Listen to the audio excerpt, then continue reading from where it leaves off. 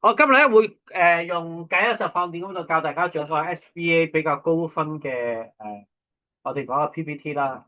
咁其實考評局同大家講咧，PPT 咧唔需要超過10頁嘅，但係要將個重點攞出嚟。好啦，咁第一頁係咩嘢？第一頁其實係一個題目嘅。咁啊，最主要咧，你個技巧就係你用一句書中最觸動你嘅金句做開場。點解咧？每個同學你寫嘅 PPT 或者你寫嘅 SBA 題目應該係唔同嘅。嗱，我而家做一個 sample 俾大家睇。嗱，呢個 sample 係點咧？大家睇睇呢度噶，追尋夢想的足跡。嗱，一個好嘅題目咧，PPT 入邊咧，其實你要將你成個 SBA 嘅閱讀報告咧提升一個層次。而家追尋夢想足跡。好啦，你揀咗邊個人咧？你揀咗呢一個人，魚店音樂人。OK，好啦，魚店音樂人，你成個嘅反思咧，唔係淨係講呢個人，你要睇佢人生嘅價值啦。我哋成個 PPT 嘅設計就從乜乜人、乜嘢故事、係乜嘢價值。當你成個 SBA 嘅個人短講或者我哋講嘅分享嘅話咧，匯報咧，你提升到價值層面好重要嘅。好 OK，咁我哋要睇翻呢一度啦。當我哋見到呢個 PPT 嘅時候，會有乜嘢令到我哋係攞分咧？或者我哋喺簡報嘅時候咧，會得到好深嘅印象。呢一度嗱，經常成日教大家咧，你嘅 PPT 如果第一頁已經將你成個故事或者你要寫主題一句非常重要嘅句子寫咗出嚟嘅話咧，呢度對你嚟講咧，起碼俾一個印象，你係睇咗成篇故事嘅。咁呢個係好重要啦。OK，好，第二個咧，你要睇啦。我哋點樣通過匯報片快速令到台下嘅觀眾或者老師喺提問之前了解你成個 PPT， 點解你選擇呢個主題咧？不外乎就係你介紹下你個初衷係乜嘢。嗱，見唔見到咧？呢度咧，老師建議大家咧，你成個初衷咧唔好太過宏大，因為喺成個評核嘅過程當中，我哋希望你係借用中學生或者年輕人角度去睇完呢本書，你有乜嘢得着嘅？所以你有一個假設啦，一個咩假設咧？嗱，呢度非常重要啦。你個假設就係，當你假設係一個中六有壓力嘅 ，OK， 你代入呢個人，我想喺現實家業同埋個人理想之中感到迷惘，所以我睇完呢本書，我有一定嘅睇法，於是我做咗呢個簡報。所以你一定要將你自己個人嘅成長咧，或者當下你所面對嘅場景咧，你要寫出嚟。咁喺成個簡介過程當中，你俾人感覺到啊，呢個學生選呢本書，或呢本書其中一個人物去分析咧，唔係無此放的，一定有個好重要嘅原因嘅。OK，好。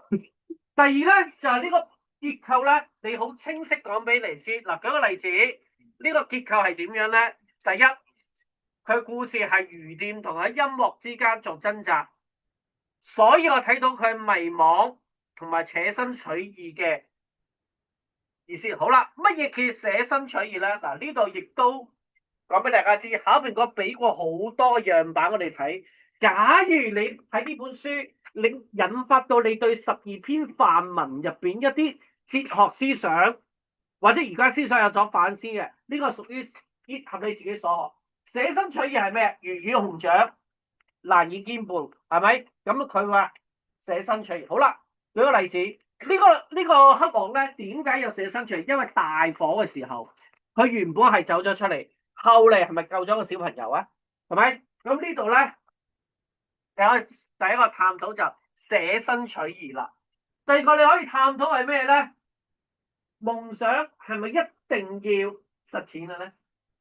嗱，如果你揾到一個咧同出邊嘅學生或者普遍學生嘅觀點有所相對，但係你有此放的嘅，咁呢個係 good 啦。你覺得夢想唔一定到終點嘅，OK 係咪？咁嗱，你第二個 PPT 係講俾你我知係咩咧？你選題重點同埋一個簡單目錄，等台下嘅觀眾聽眾，因為佢要提問嘅，好短時間已經知道你嘅做法係乜嘢啦。OK， 我同我哋可以翻去後邊啊，後邊有 OK， 好啦，有個 sample 嘅 OK， 好，第三係講緊咩咧？嗱，我哋所有嘅題目，大家一定知道，你係抽到一啲人物或者故事情節嘅，所以你一定要揀人物介紹。好，咩叫做背景咧？人物啦，嗱，我唔建議大家咧係上網抄，一上網抄咧你就分唔清個重點，因為每個同學你心目中咧都有個題目嘅，係咪？所以你背景係咩？一定係結合你自己嘅內容。嗱，睇呢度人物好簡單，好啦。做 PPT 最重要係咩咧？就係你嘅字數唔可以多，所以你要好關鍵揾到呢個人物或者呢個故事入邊嘅關鍵元素啦。第一，呢個黑網咧，佢核心矛盾點解要寫信俾呢個爺爺咧？就因為佢有個責任，但係同時個理想，呢兩個係有衝突嘅。好啦，當你有衝突嘅時候咧，你會唔會代入你自己嘅角色，或者時下好多年輕人？舉個例子，好多家長認為讀理科選理科係好重要嘅，我選擇文科或者選擇音樂或藝術嘅時候，好多時候被人質疑。呢度亦都係，我嘅興趣同理想啊，黑網故事俾唔俾到一啲啟示你啦？好啦。現實係咩咧？父親病重，家族嘅魚店咧無人繼承。嗱，上一次丁老師都講啦，點解魚店而家大家睇落可能出細店，但係當時70年代、80年代日本咧，你有個魚店做繼承咧，其實生活無憂嘅。OK， 即係一個非常豐厚嘅一個選擇嚟嘅。但係咧，佢熱愛音樂，響東京闖蕩，但係佢一直都實現唔到。喺呢個 moment。你抉擇啦，呢個 moment 你要抉擇，留低定離開，係追求自己夢想咧，定係有自己責任咧 ？OK， 好啦，第二個咧就係，如果大家睇到時有求，但係同時有個重生。好，呢個題目最後記唔記得個重生係邊個幫我唱啊？個女仔係咩人嚟噶？佢救嘅人係咪？所以呢度咧，表面講佢理想得唔到實現，但係理想用另一種模式出現。好啦，睇翻成個 PPT， 有冇講俾我知個風格係乜嘢？唔需要文字，唔需要文字，你用簡單嘅文句對比，攞翻呢個故事或呢個人物最關鍵嘅2-3個特徵寫就得噶啦。嗱，如果你個 PowerPoint 咧太過多嘅話咧，咁你又麻煩啦喎。OK， 嗱，通常我哋有幾個嘅呢一度，係咪？你選題原因係乜嘢？點解選擇呢個題目？例如你自己係對夢想迷茫嘅，有乜嘢咧？你可以情節回顧、文本分析、個人經驗總結。好，嚟到第三個，頭先講咗啦，你唔需要全部 copy and paste，一定要攞到你個故事，或者你而家呢個題目入邊嘅關鍵係咩咧？你嘅核心矛盾係乜嘢？頭先黑浪講俾我知夢想同現實啦。OK， 抽到唔同人咧，有角色唔同啊。有一個女主角，佢就係究竟堅持係訓練去參加奧運代表日本咧，定留低喺度咧照顧一個癌症就快要離世男朋友咧？佢係情和義之間一個抉擇嚟嘅，係咪 ？OK， 好。嚟到第4頁，我哋要做啲乜嘢咧？我哋見到啦，第4頁咧就係我哋好關鍵揾到情節嗱，高分低分咧，我俾最低分係咩咧？從來成個簡介 PPT 入邊咧，你冇引用書中任何嘅情節或者任何文字，亦即係話你講俾我哋嘅評語老師知，你只係網上揾資料啫，你冇真正睇過嘅。所以喺第4頁入邊咧。你係要關鍵嘅情節 ，OK？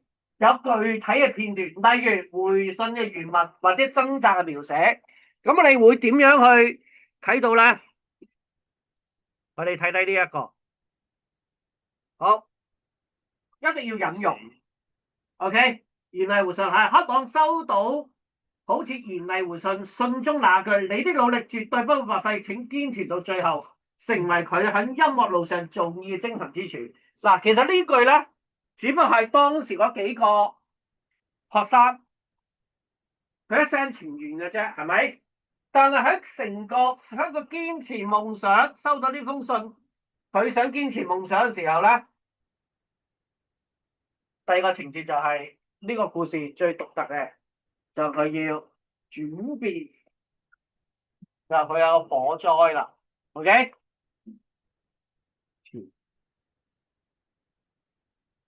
所以我哋分析攞到呢度咧，我哋唔可以將無重要嘅情節寫落嚟，一定對你個主題有重要嘅，所以一定要引用例子。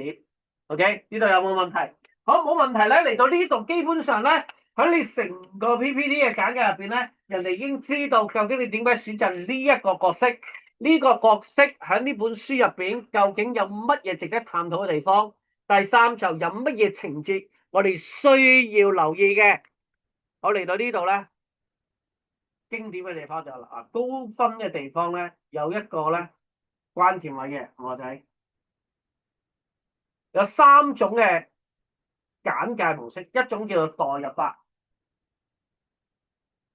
你可以代入呢個人嘅角色，分析佢心理嘅變化，或者當時唔一定真嘅，用你自己嘅演繹加埋劇情合理就得啦。第一個代入法 ，OK？ 你點解覺得佢係咁咧？嗱，例如佢逃離東京苦苦掙扎嘅時候，面對老萬父親產生內疚，於是獲得諒解同埋集放電嘅預言之後，佢全程投入，呢一個叫做代入法。OK， 係你自己嘅判斷嘅，因為我哋睇所有小說咧，每個人睇嘅感受，你感悟都唔同嘅。OK， 好，第二個咧，我哋要做咧係咩咧？你試下分唔分析個代入法啦？第二個咧叫做文學特色嘅分析，即係佢有乜特別嘅描寫手法啦。OK， 呢個角色啊，嗱，嚟到呢度咧，我哋都仲係做緊文本嘅分析。好，跟住啦，就入你最重要啊！所有同學都抽到啲題目嘅，題目入邊都有關鍵詞要你去探討。一陣間你睇翻自己題目啊，你題目喺後邊你會見到噶啦，係咪？後邊又已經列晒9條題目，每兩個題目同一條啦。OK，咁你要留意話關鍵詞。嗱，呢個題目係咩咧？探討人追求夢想嘅真正意義。好啦，呢度咧就你一定要係點樣咧？有兩個嘅解釋模式。第一個我認為係乜嘢 ？OK， 第二個書認為係乜嘢，或者人物認為乜嘢？嗱，通常咧呢兩種對於夢想思考咧係一個對比嘅方法。我認為乜嘢 ？OK， 嗱，一般人認為咧夢想係終點嚟嘅，但係我哋缺乏咗過去嘅過程嘅價值。OK， 但係克朗嘅故事講俾大家知係咩咧？就係喺追逐嘅過程當中，原來實踐夢想係需要勇氣，最終佢係無法自己實踐佢嘅夢想，但係最後咧係用另一種模式嘅。OK，